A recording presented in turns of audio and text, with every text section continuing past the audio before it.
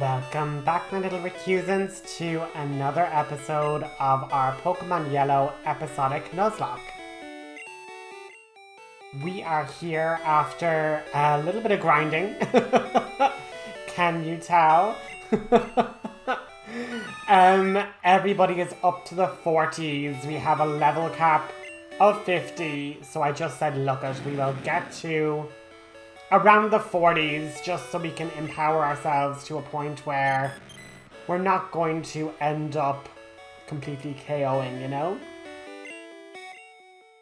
But as well as that, in getting to level 40, we did get our beautiful Flare, the Ninetales, all the way up to level 40, and she now knows Flamethrower.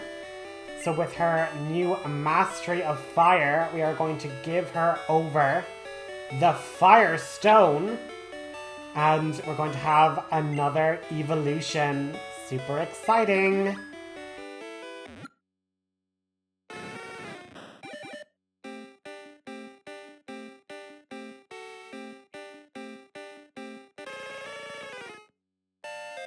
And the Pokédex says the following.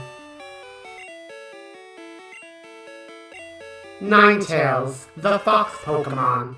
According to an enduring legend, 9 noble things were united and reincarnated as this Pokemon.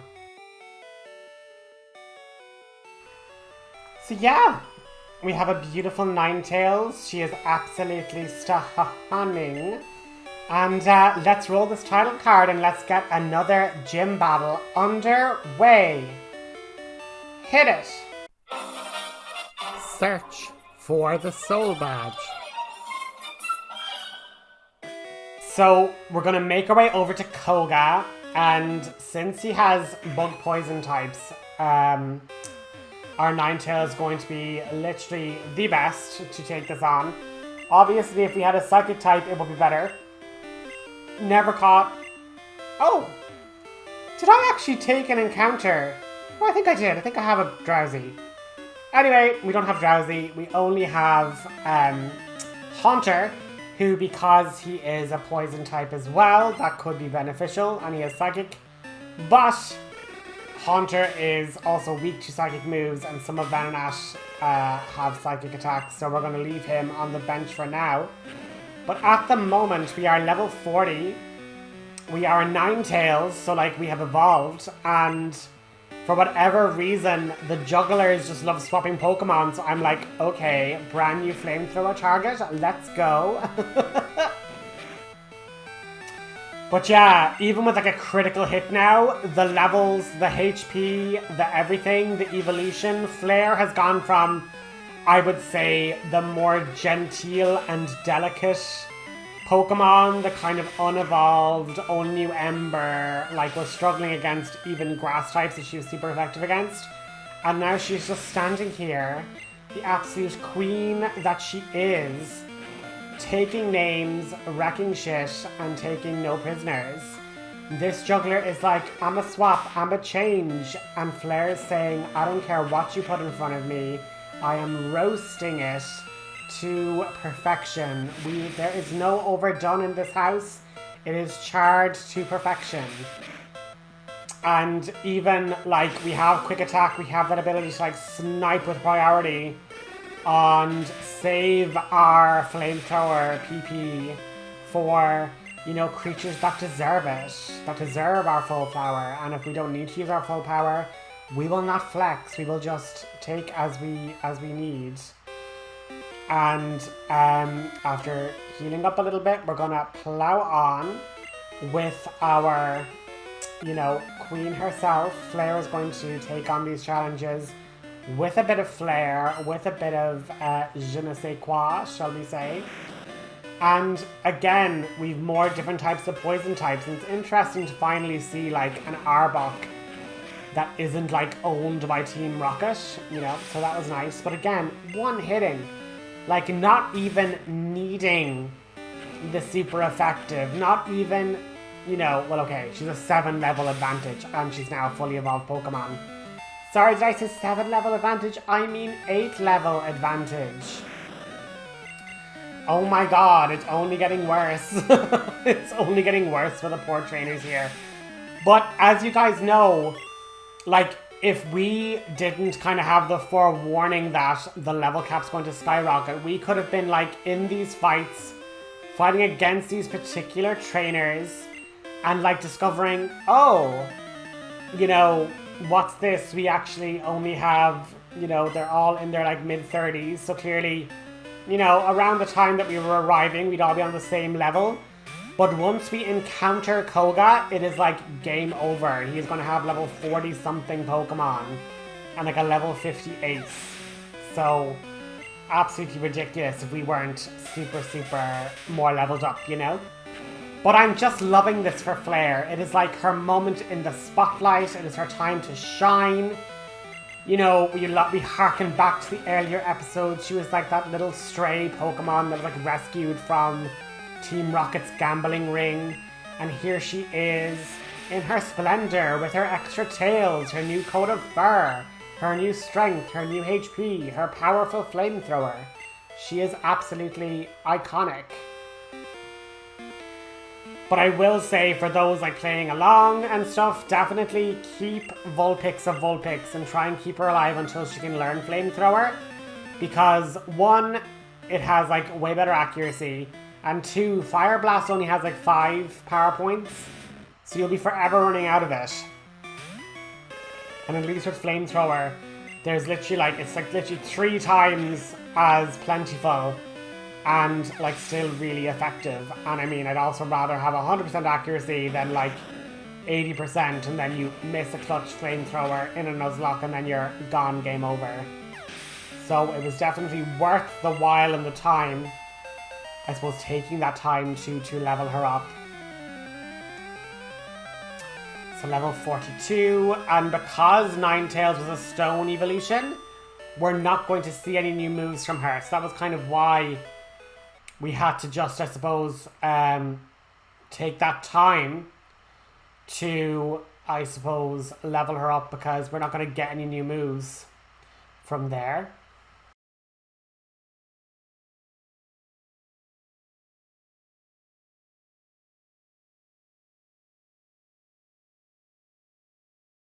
But yeah, sorry for that bit of quiet, guys. I was doing some speed up and it just messes with the audio.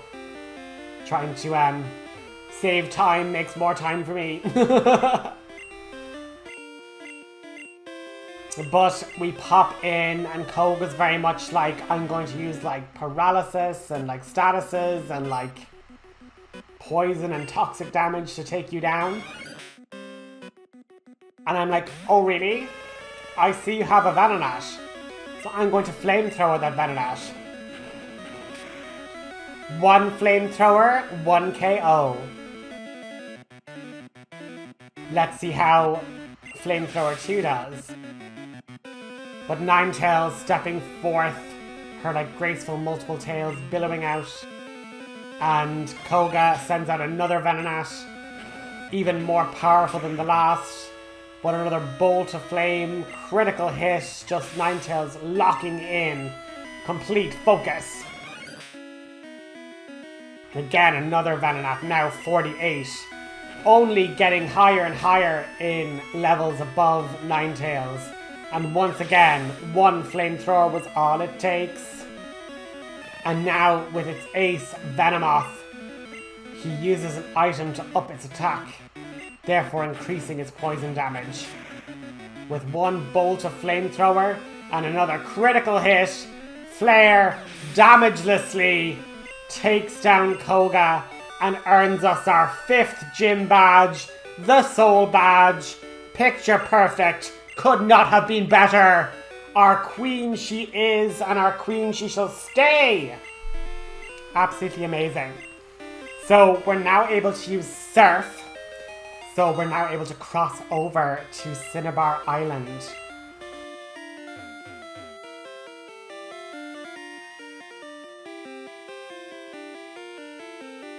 So Roxas now realizes he has to face his fear. He's after having situations now where Professor Oak is revealed. His father is a relation to Team Rocket. He's worked for Team Rocket. And at the moment he now understands he's been lied to. So what other lies could he have been lied to about? His father's demise at the hands of the sea. He now realizes that he's done research down in Cinnabar Island, and astriding himself to Splishy, the two of them brave the waters as they descend, but stepping off on little safety buoys, little safety platforms. Roxas decides to challenge some fishermen to fights.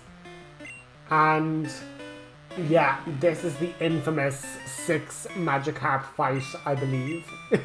So we're going to be here a while and we're going to have absolutely no issue taking down these threats, I guess.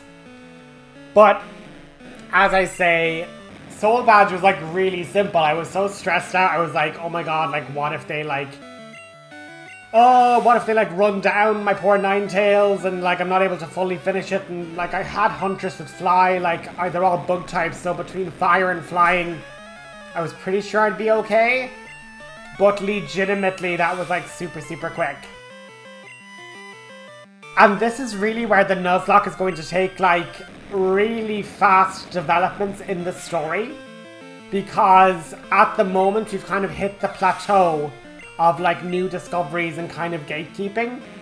There's basically this episode, the next episode, which is another bit of a grindathon, and I suppose I'll discuss that as we're journeying down through the water route. But because of hydrophobia, I am only allowed to use this one water route to get to the obligatory Cinnabar Island, and then I'm going to be able to fly to and from Cinnabar. And realistically, if I just do all of Cinnabar's stuff now, I won't need to go back there ever again. So once we get there, we do everything, we get the gym badge, and then we fly back. We're not even going to surf back. But I am not able to get a water encounter. I'm not able to explore the Sea Full of Islands. I'm not able to explore the power plant, etc. So with the hydrophobia, I suppose, negative character trait, that's what we're going to have to do.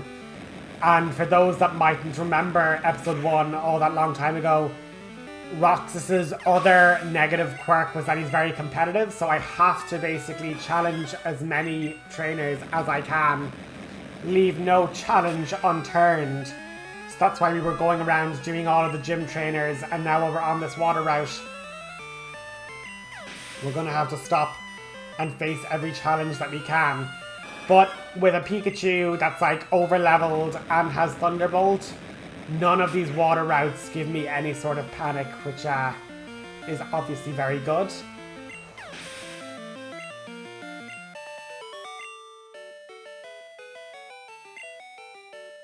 But as Roxas continues down the water route, we obviously have Surf and Strength from Gyarados.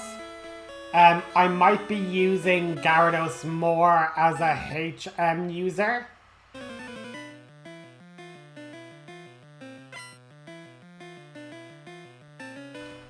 Than anything else. Apologies for the random, like, Yoki there. I'll have to look into that, actually. God. Sorry for that little cutaway. We're facing Seadra. And yeah. New water Pokemon. I don't think we ever fought a Seadra before. But on reaching level 40, oh my god, we're like so strong.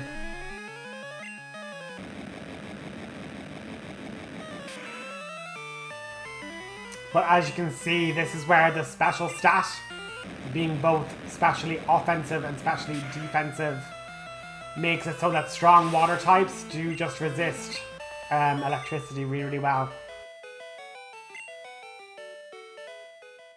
But yeah, because we're competitive, we literally have to fight every trainer we see.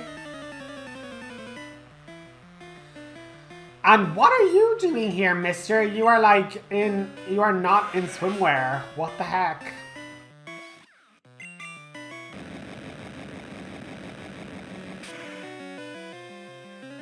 But, sorry, circling all the way back. We're going to get to Cinnabar. We're going to get 2 new encounters from our gift Pokemon. We're going to get the gift of Aerodactyl and Ammonite. That's super exciting. And then we're going to just do the Pokemon Tower after... Sorry, the next episode's going to be a bit of grinding. But then we're going to do Pokemon Mansion, unlock Blaine's Gym, and probably get through Blaine's Gym incredibly quickly. Once we get through the changes here. Because we are going to be using Gyarados as more of a HM user.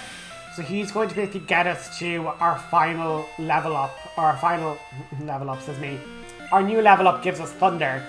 But we're going to basically use Gyarados to get through the cave, make it to the final destination. But I'm going to want my new water type to basically have as many advantageous moves, and like strength just isn't a move that I want on that creature. But we're having a little look-see here, we're having a little think, do we want Thunder? And I'm like, Thunder is clutch. I can't unlearn Flash. Sorry. I can't unlearn Flash. But do I need Agility? And I'm kind of thinking, do I need the priority? Pikachu's quick attacks are not going to hit for anything. You know, in a very, very big pinch. And odds are I could sooner outspeed than be outsped. So I do think I'm going to basically swap out Thunder for quick attack. And that's basically going to be our final moveset. Oh no, I tell a lie. There's one other move I want to learn, but I learned that a bit later. But yeah, we beat the cue ball.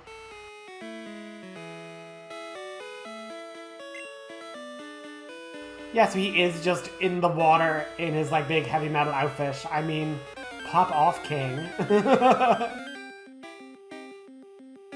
But this is the weird thing about surfing. Like, level 5. What the heckaroonie is that? And that's where I'm like, oh, I'll never like take the risk in like a real battle, so I'll at least show off Thunder in like a level 5 battle just for the fun of it, you know? But we see more trainers, we have to fight. But yeah, I mean, I'm just so happy with how the series has been going. I've been so thankful for all of you guys for tuning in. We're after expanding so much with our, you know, channel, getting up to like the very, very high, you know, we're over 150 already. So like, I'm just so thankful for everyone that's tuning in. And obviously, you know, we're going to be working more on Dragon Quest, but our Pokemon journey, like since the beginning of the, you know, this entire channel, our first ever video was a Pokemon Let's Play. So I'm just really excited to kind of see this come to an end. Not in a way that like, I hate this and I don't want to keep doing it, but just in a completionist sake.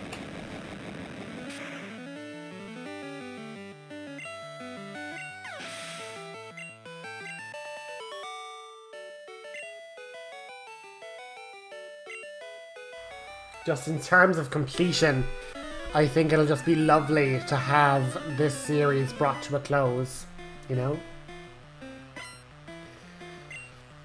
But let me know in the comments, do you have any dire predictions for the end game? Who do you think is going to make it to the very, very end? Is there any gift Pokemon you want me to pick up and train for the team? Let me know. Because as I say, we're going to be getting Ammonite, we're going to be getting Aerodactyl. And as I say, we've other Pokemon that we have kind of had for some little time, but we kind of put away for, you know, reasons. But there's no reason why, let's say, for example, Wigglytuff shouldn't be able to, you know, maybe come back for the team if, like, it's a fan favorite or whatever.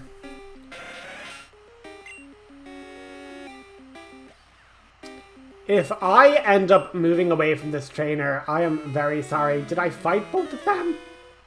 Wasn't paying that much attention, but if I did forget that guy, I will 100% surf back and fight him. Don't know what the crack was there. Ooh, a Starmie! Back when Starmie was grey, ladies and gents, like, Starmie, it does not have a tinge of blue. That is as devoid of colour and, like, light. That is not a blue star with, like, a little red gem. That is just grayscale. They ran out of coloured printer for that concept art. But only 185 gold, you absolute cheapskate, oh my god. But it's nice for Pikachu to feel strong because it's very rare that he does feel strong. He quite often feels very, very weak, and I worry for his safety going into the Elite Four. But Pikachu will, without a doubt, be a part of the Elite Four team, and I'm hoping you guys enjoy the big Huntress moment, because I think it's going to be bloody epic when it happens. But she is going to have her Big Bird showdown. But, no, as I say, we're literally rolling into the new year, fast and furious, like 2025 is upon us.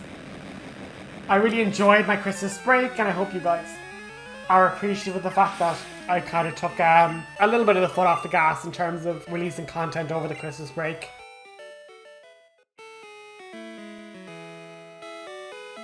But with that lovely red hue, we have entered Cinnabar Island. Ah! The music is absolutely amazing, and we hear about the scientists conducting research in the building, and it was foreclosed because of like the research that was really chaotic. And this guy says to buy items, and I'm like, obviously. Sounds pretty fair enough to me. Can we buy ourselves some Ultra Balls, maybe? Some Hyper Potions would be a good shout, though, in fairness. Well done, past me. As you know, like, these audios are recorded after the fact, so sometimes I'm like, what was I doing? What was my aim here? Oh.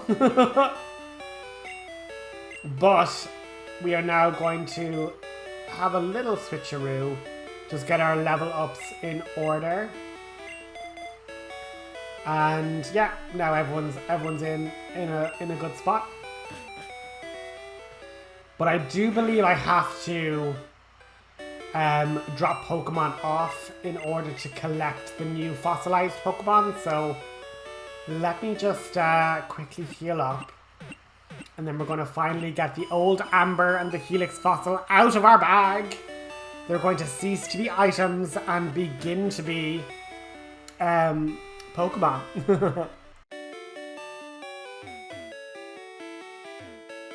So to do that, we're going to have to take 2 Pokemon, put them in the PC.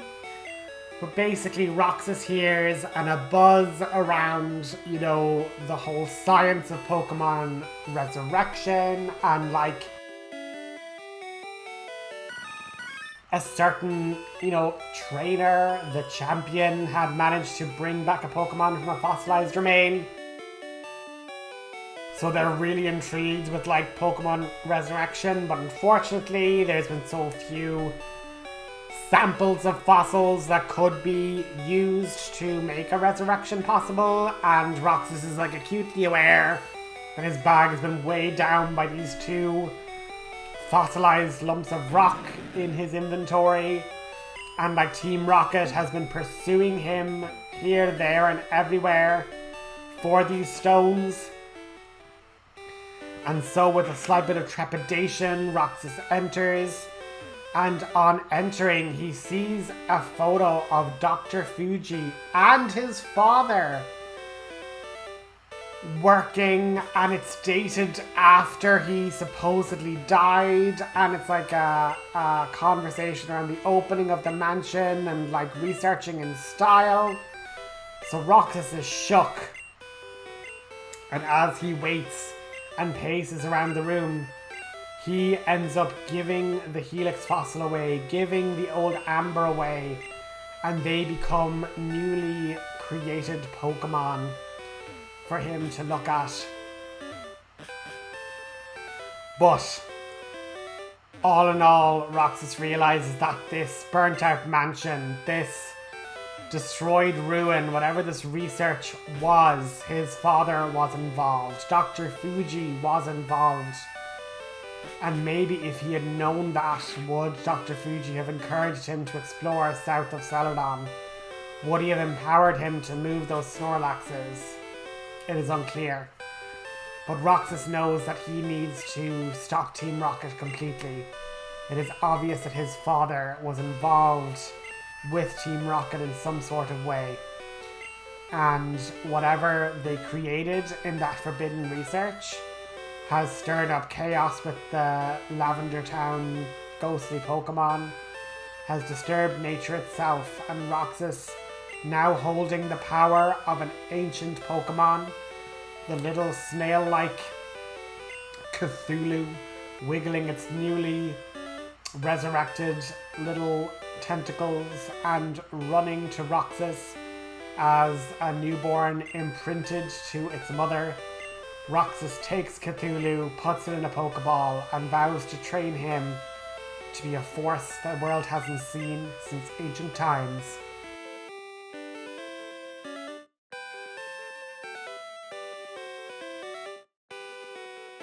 And with that, that's going to be our episode, everybody. We're going to hear a little bit from the Pokedex. Next episode, we're going to do a bit of grinding with some other gift Pokemon. And then we'll circle back here and we'll make sure that we explore the Pokemon Mansion. And then once we do that, we can get our 7th badge and then move on to Silphco. Have a good one.